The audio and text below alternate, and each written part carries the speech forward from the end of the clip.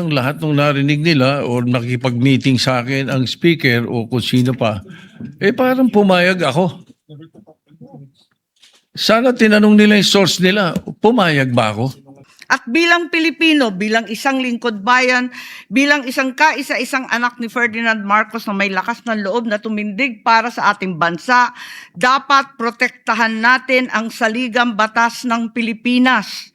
Nitong mga nakaraang linggo, hindi lang ako basta Pilipino, hindi lang ako basta senador, naging reporter pa at vlogger dahil walang mag-cover sa totoong nangyayari. Pero napakaraming nagko-cover up sa mga korap na politiko.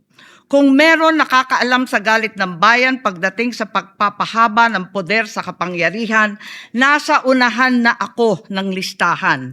Hindi ako makakapayag na walang maisabuhay sa mga aral ng kasaysayan.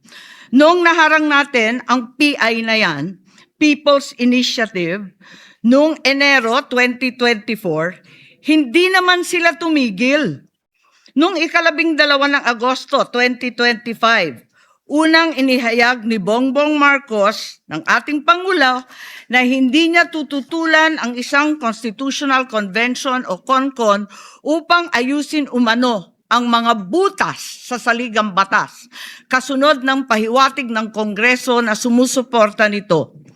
Pagsapit ng Nobyembre, nung nakaraang taon din, naghain na si Congressman Ronaldo Puno at mga miyembro ng NUP, National Unity Party, ng House Bill 5870, naglalayong magpatawag ng Constitutional Convention upang magmungkahi ng mga amyenda sa konstitusyon. Noong 30 ng Enero 2026, nagpahayag naman si dating Senate President Soto ng suporta sa pagtalakay ng mga amyenda sa konstitusyon matapos ang desisyon ng Korte Suprema kaugnay ng impeachment laban kay VP Sara Duterte. Agad itong ikinatuwa ng tropang NUP na nagsabing mahalaga ang kooperasyon ng Senado upang maisulong ang mga reforma sa saligang batas. Gayunpaman, noong ika-31 ng Enero 2026, sumagot ang Malacanang, hindi raw prioridad ang charter change o CHA-CHA dahil nakatutok umano ang Pangulo sa mga isyong pang-ekonomiya. Isang pahayag na inilabas matapos magpahayag ng suporta si SP Soto noon sa pag-amyenda ng konstitusyon. Sa gitna ng debateng ito, naghain noong ika-7 ng Pebrero 2026 yung dating ARTA Rabindranath Kilala ng isang radikal na panukala, buwagin ang Senado, pati na rin ang Kongreso at lahat ng lokal na sanggunian, paltan ng isang National Legislative Assembly, maari umano makatipid ng hanggang 1 trilyong taon-taon. Nung nakaraang buwan, formal din hinikayat ni Congressman Puno at ng NUP ang liderato ng Kamara na simulan ng pakikipag-usap sa Senado hinggil sa charter change sa pamamagitan ng Constitutional Convention. Ginamit pa nila ang pagiging bukas ni SP Soto sa constitutional amendments bilang oportunidad para sa koordinasyon ng dalawang kapulungan. Sa huli, noong ika-14 ng Mayo 2026, mariing itinanggi ng Malacanang ang akusasyon ni Senate President Alan Peter Cayetano na sinusubukan ng palasyo pahinain ang Senado. Binigyan diin ng palasyo na hindi pinag-uusapan ng CHA-CHA at inulit ang pananaw ng Pangulo na hindi ang pag-amyenda ng saligang batas ang sagot sa kasalukuyang problema ng bansa. Ngunit hindi ito ang nangyayari sa labas ng palasyo. Ang NOEL at term expansion ay buhay na buhay sa mga patay na patay sa kapangyarihan.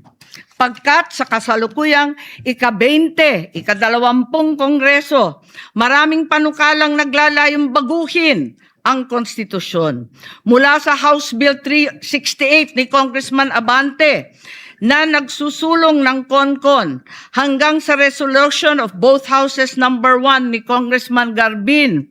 Sinundan pa ng resolution of both houses number 2, naglalaman ng mungkahing ibaba sa 35 anyos ang minimum age requirement ng presidente at ang vice-presidente 30 ang edad. At mula noong Abril, habang hinihikayat ng mga congressman na bumoto sa impeachment, malakas ang ugong ng no-L sa 2028. Lumutang na rin ang mga detalye. Magte-term extension ang mga congressman at madadagdagan ng 3 taon na mananatiling nakaupo sa pwesto hanggang 2031. Ganon din, 2028. Ganon din ang mga senador, pati ang Pangulo. Hanggang 2031 na raw. Kung may eleksyon man sa 2028, sa lokal na lang. Kaya, Visayas o Mindanao ka man, suportado ng iglesia o hindi, walang problema dahil walang eleksyon. Kaya ang tanong ngayon, ayaw ba talaga ng palasyo sa Chacha o kunwari lang? O talaga bang wala ng respeto sa Pangulo? Hindi naman ako sang-ayon sa people's charter change.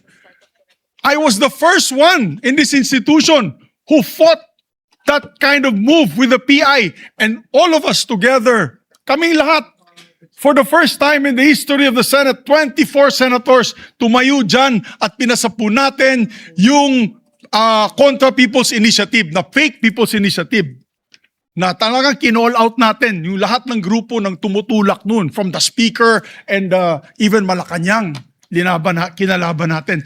Kaya wala kami kinalaman dyan. Bakit sinama kami dyan sa propaganda na yan? Na dahil kami, Duwag 11? Ano ba yan? Bulaga 11? At grade 13? That should not be shown here. Because what will stop us now, Madam President, for that lady senator, that we come up also with a propaganda video here, papalabas din namin, yung mga sala nila. Oo, kung ano-ano, hindi naman kami ganyan. No? To gain traction, to gain views and publicity, will destroy our fellow colleagues here. Walang ganyanan. Ako, hindi ako nagagalit. Kilala niyo ako. Ako pinaka-amiable dito. Mahal ko kayong lahat. Pero hindi tama yung pangyayaring iyon. Hindi ba? Kung galit po kayo, magsalita po siya dyan, magalit siya sa gobyerno niya. Magalit siya sa kapatid niya. Burahin niya kapatid niya. Pero wag naman niya idamay yung mga tao na walang kinalaman dyan. Katulad niyan, never ako kinausap ni Senate President Soto. Never ako kinausap ng mga kasamahan ko dito about charter change. Kasi alam din nila, tutol ako. Tinanong ko din sila, wala silang kausap, wala silang kinalaman, wala silang alam sa charter change. This whole group is just nodding, shaking their heads. There is no such thing. Inday-badiday na ba tayo dito sa Senado? Kaya nga sinasabi, we're a circus. I apologize to those who are watching. They think we're a circus. We are a circus because this type of language that we are pushing in this August chamber, it's unparliamentary. Madam President, it is unparliamentary. And I'll tell you now, these people here, ladies and gentlemen, in this body, are not in favor of any amendments to the Constitution.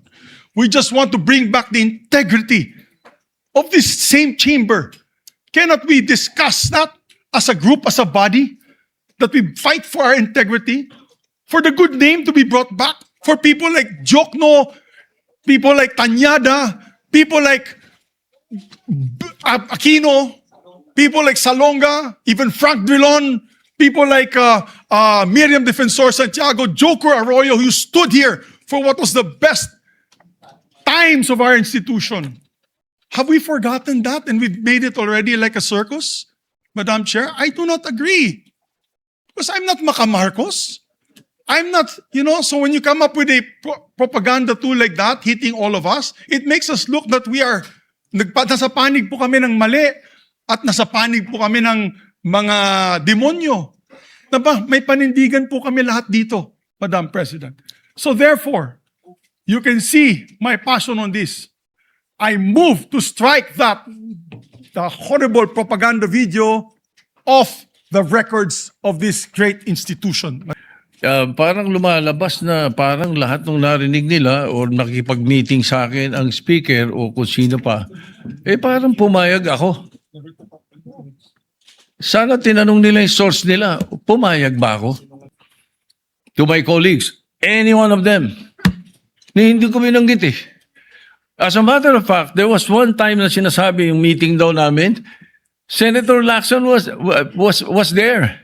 He dropped by because he had the board meeting. At tapos sabi ko, tama-tama, nagkamali siya ng pasok. Andun lang kami. Well, it's not a room. It's just the VIP area that's open, very open. Sabi ni Senator Lacson, anong ginagawa niyo rito? Nagkamali ako ng pasok. Hindi, sabi ko, nagkwentuhan lang kami. Sabi ko, at tinanong ko pa siya, ilan ba yung kwartong pinapagawa sa new Senate building? I even asked him that. Bakit? Sabi niya, why? Ito kang kako, yung mga congressmen gustong gawing regional.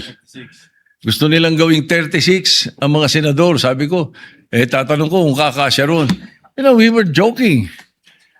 So yung mga source na nakikinig ng mga kwento, parang they make it sound sinister.